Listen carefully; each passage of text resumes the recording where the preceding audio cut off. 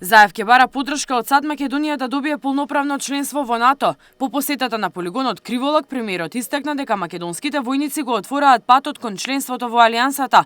Задоволен како тече вежбата Драгун Гардијан 17 со американските вооружени сили, Заев истакна дека членството на земјава во НАТО ќе биде една од клучните теми на кои ќе разговара со потпредседателот на САД Мајк Пенс на средбата во Подгорица.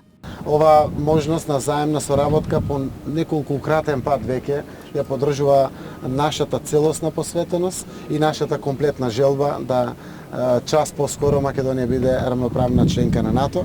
Јас ќе искористам приликата сигурно со потпредседателот Пенс на Соединетите Американски држави да поразговарам за нашите идни планови, но да продолжам да ја барам поддршката од Соединетите Американски држави, како и од другите земји членки на НАТО, да навистина конечно Република Македонија го направи тој долго очекуван чекор, а тоа е полноправно членство во НАТО. На дел од вежбата Драгун Гардијан 17 на отворениот ден во Криволак присуствуваше и амбасадорот на САД Джес Бейли, кој истакна дека двете војски се достојни на задачата. Го покажале војното партнерство во акција кога се работи за специфични воени активности.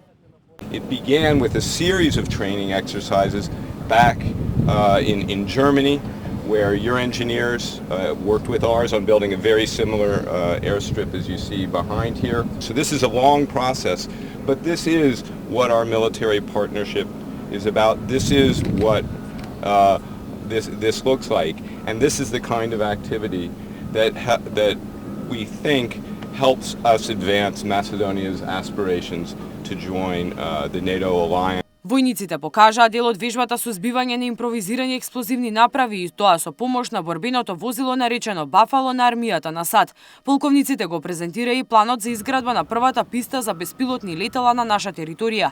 На воениот полигон ќе може да се развива инфраструктурата за тренинг на македонските војници кои учествуваат во НАТО мисиите.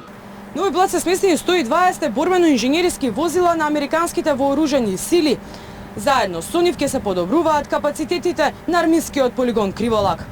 Во вежбата учествуваат 300 американски војници и 95 припадници на АРМА. Американскиот контингент ќе биде присутен се до 10 август, кога се заокружуваат активностите од Драгун Гардијан 17, која е наменета за зајакнување на стандардите и оперативните процедури на инженерските и АБХ единиците на АРМА.